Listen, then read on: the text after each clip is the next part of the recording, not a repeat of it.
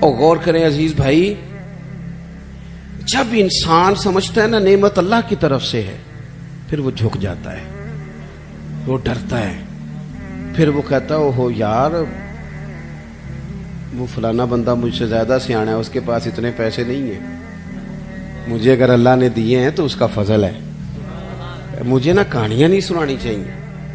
میرے رسول پاک نا اعلیٰ اخلاق کی بات کرتے، اونچی بات کرتے۔ ایک شخص آ گیا حضور سے ملنے، بخاری میں حدیث کی اصل موجود ہے۔ عرب کے لوگ چونکہ اپنے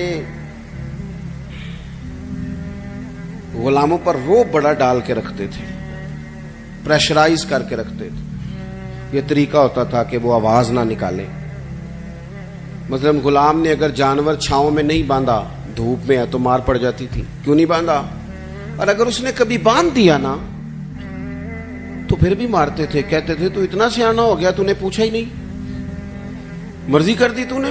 ایک مزاج ہوتا ہے پریشرائز کرنا، پریشان کرنا۔ اور آج بھی میں نے یہ انداز دیکھا ہے، پر غریبوں کے لیے، غریبوں کے لیے، امیروں کے لیے نہیں ہے۔ یعنی وہ چلو وزیر تو ایک طرف رہ گئے، پیروں کا بڑا برا حال ہے، الا ماشاء اللہ۔ وہ بھی مرید تگڑا ہو تو رنگ اور ہے، بندہ ماڑا ہو تو انداز اور ہے، یہ ٹھیک نہیں۔ اقبال کہتے ہیں خدا بندہ یہ تیرے سادہ دل بندے کدھر جائے، خدا بندہ یہ تیرے سادہ دل بندے کدھر جائے۔ درویشی بھی عیاری ہے، شہنشاہی بھی عیاری، سارے عیار مکار ہو گئے۔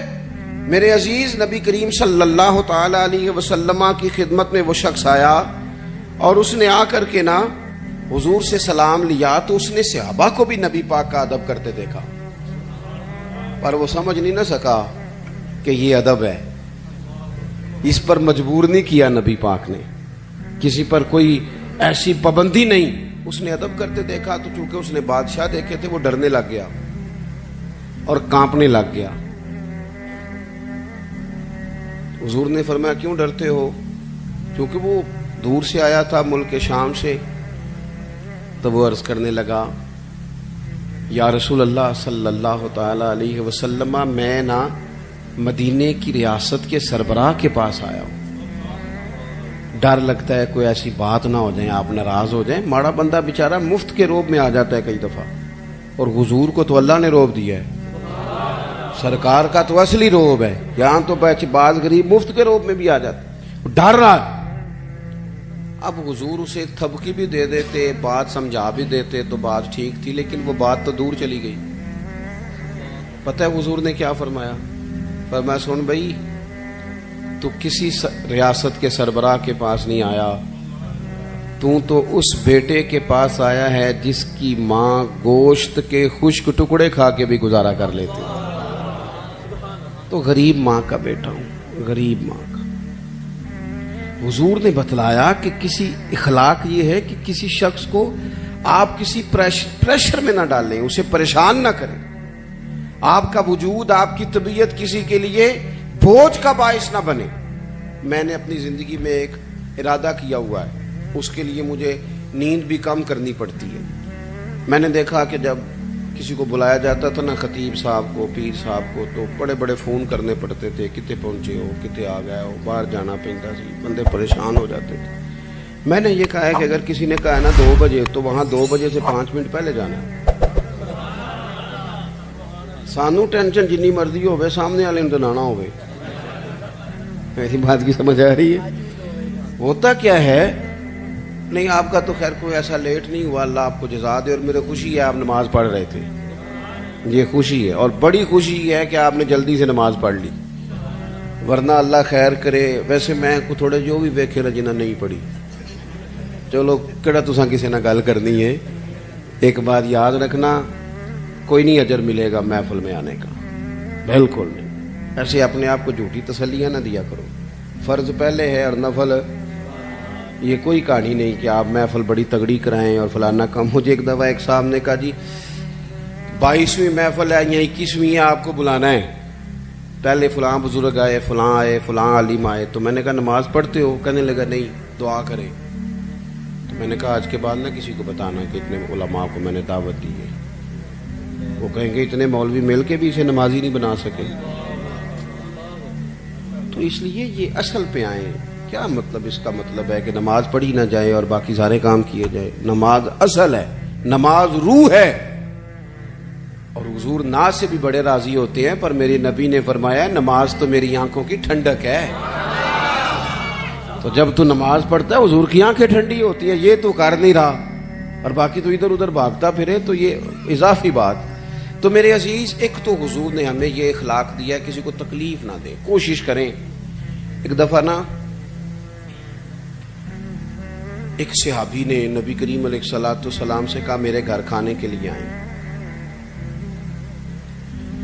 اس نے دیکھا کہ حضور پر بظاہر کچھ آثار ہیں بھوک کے، کئی دنوں سے کھانا نہیں کھایا. چہرہ دیکھا اس نے تو بندے گنے حضور کے پاس کتنے بیٹھے ہیں، تو 4 لوگ بیٹھے تھے. اس نے فٹافٹ گھر جا کے کہا 5 لوگوں کا کھانا پکا دیں. 5 لوگوں کا کھانا پک گیا. اب وہ حضور کو دعوت دینے آئے. آپ کو پتہ ہے آج کل لڑکے والوں نے جہیز مانگنا چھوڑ دیا ہے، پتہ جی کہ نہیں؟ میں تم خبر دے رہا ہوں، یاد رکھیا جی. وہ کہندے نے اسی جہیز نہیں لینا، بس تسی 600 منڈے جی بچے بندے دی روٹی پکا چھڑنی. 600 دی تے روٹی میں نہیں ہوں اسی دیاں گے. وہ ویکھو جی وہ منڈے نے روز آنا ہے تے منڈے دے یاراں نے تے گھروں نہیں روٹی لبدی، کبھی نہیں کھائی. آپ کبھی دیکھیں بیٹی کے باپ کو، وہ کھانے والی لائنوں پہ یوں پھر رہا ہوتا ہے جیسے کوئی بندہ پاگل ہو گیا. دعائیں کراتا ہے، پیر صاحب دعا کرنا اور میری عزت رہ جائے، کتے روٹی نہ تھوڑ جائے. ساری زندگی کے تانے بیٹی کے لیے. کیوں تکلیف دیتے ہو کسی کو؟ گھر روٹی نہیں ملتی، دعائیں کراتے پھرتے ہیں. دعائیں والا دیوانوں کی طرح بیچارہ وہ کناتوں کے اندر پھرتا ہے کہ یا اللہ روٹی پوری ہو جائے. غریب آدمی ہوں، بیٹی نے گھر جانا ہے، پھر ایک دیکھ ساتھ بھی بھیجنی پڑتی ہے. ساتھ بھیجو گے تو عزت رہے گی. اور گھر کھانا نہیں کھاتے ہم. کیوں تکلیف دیتے ہو کسی بیٹی والے؟ کیوں ہم پریشان کرتے ہیں؟ کیوں اس طرح کی آزمائشوں میں ڈالتے ہیں جس سے سامنے والا بیچارہ آزمائش میں آ جائے؟ حضرت ابو شعیب رضی اللہ تعالیٰ عنہ حضور کے ساتھ 4 لوگوں کو گن کے گئے، کھانا گھر میں پکوا کے واپس آ کے عرض کی حضور روٹی پک گئی آ جائیں. جب وہ واپس آئے تو ایک صحابی اور آ گئے تھے زیارت کے لیے، وہ بھی اٹھ کے ساتھ چل دیے. پتہ ہے حضور نے فرمایا، نبی پاک مالک ہے ہماری جانوں کے، حضور مالک ہے، مالک. حضور کے لیے تن من دھن ہر شے قربان تھی غلاموں کی. حضور 5 کیا 100 بندہ لے جائیں تو بسم اللہ کریں صحابہ. لیکن نبی کریم نے اصول دیا، اخلاقی عالیہ کی بلندی سکھائی. اس صحابی کے گھر کے دروازے کے قریب جا کے حضور نے فرمایا بھئی 5 بندوں کا تم نے کھانا پکایا تھا، یہ جو شخص آئے ہیں یہ اپنی مرضی سے آئے ہیں، میں نے دعوت نہیں دی، اگر تم اجازت دو تو یہ اندر آئیں گے ورنہ یہ واپس جائیں گے. تم اگر اجازت دو. کسی کو تکلیف دی جا سکتی؟ ہمارا حال یہ ہے کہ ہمیں خبر کا پتہ بھی نہیں ہوتا کہ فلانے نے یہ کیا ہے کہ نہیں کیا، لیکن الزام گھر بیٹھے بیٹھے الزام لگا دیتے. گھر بیٹھے میں ایک جگہ پہ بیٹھا تھا، وہ کہنے لگے جی ایڈی چھیتی پیسے کمائے نہیں جا سکتے، کوئی رولا ہے وے. اور میں نے کہا کیا آپ، رب تو فرماتا ہے وَيَرْزُقْهُ مِنْ حَيْثُ لَا يَحْتَسِبُ، میں وہاں سے دے دیتا ہوں کہ بندے کا گمان بھی نہیں ہوتا.